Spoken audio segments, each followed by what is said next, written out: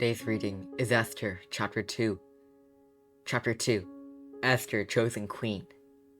After these things, when the anger of King Ahasuerus had abated, he remembered Vashti and what she had done and what had been decreed against her. Then the king's young men who attended him said, "Let beautiful young virgins be sought out for the king. And let the king appoint officers in all the provinces of his kingdom to gather all the beautiful young virgins to the harem in Susa's citadel under custody of Haggai, the king's eunuch, who was in charge of the women. Let their cosmetics be given them, and let the young woman who pleases the king be queen instead of Vashti." This pleased the king, and he did so. Now there is a Jew in Susa, the citadel, whose name was Mordecai, the son of Jair, son of Shimei, son of Kish, a Benjaminite, who had been carried away from Jerusalem among the captives carried away with Jeconiah, king of Judah, whom Nebuchadnezzar, king of Babylon, had carried away. He was bringing up Hadassah, that is Esther, the daughter of his uncle, for she had neither father nor mother.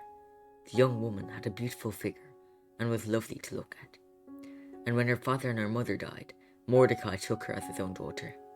So when the king's order and his edict were proclaimed, and when many young women were gathered in Susa, the citadel, in custody of Haggai, Esther also was taken into the king's palace and put in custody of Haggai, with charge of the women. And the young woman pleased him and won his favour, and he quickly provided her with her cosmetics and her portion of food. And with 7 chosen young women from the king's palace, and advanced her and your young women to the best women in the harem. Esther had not made known her people or kindred, for Mordecai commanded her not to make it known. And every single day, Mordecai walked in front of the harem to learn how Esther was and what was happening to her. Now when the turn came for each young woman to go into King Ahasuerus, after being 12 months under the regulation for the women, since this was a regular period of their beautifying, 6 months with oil of myrrh and 6 months with spices and ointment for the women. When the young woman went in to the king in this way, she was given whatever she desired to take with her from the harem to the king's palace. In the evening she would go in, and in the morning she would return to the second harem in custody of Shazgaz, the king's eunuch, who was in charge of the concubines. She would not go in to the king again unless the king delighted in her and she was summoned by name. When the turn came for Esther, the daughter of Abihail, the uncle of Mordecai, who had taken her as his own daughter, to go into the king, he asked for nothing except what Haggai, the king's eunuch, who had charge of the women, advised. Now Esther was winning favour in the eyes of all who saw her.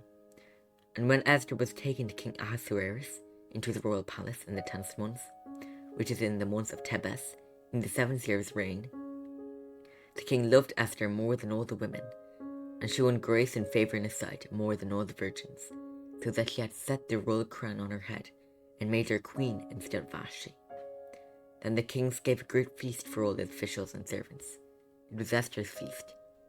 He also granted a remission of taxes to the provinces and gave gifts with royal generosity. Mordecai discovered the plot. Now when the virgins were gathered together the second time, Mordecai was sitting at the king's gate.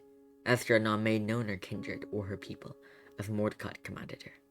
For Esther obeyed Mordecai just as when she was brought up by him. In those days, as Mordecai was sitting at the king's gate, Bigsan and Teresh, 2 of the king's eunuchs who guarded the threshold, became angry and sought to lay hands on King Ahasuerus. And this came to the knowledge of Mordecai. And he told the queen Esther, and Esther told the king in the name of Mordecai. When the affair was investigated and found to be so, the men were both hanged on the gallows, and it was recorded in the book of the Chronicles in the presence of the king. This is the word of the Lord. Amen.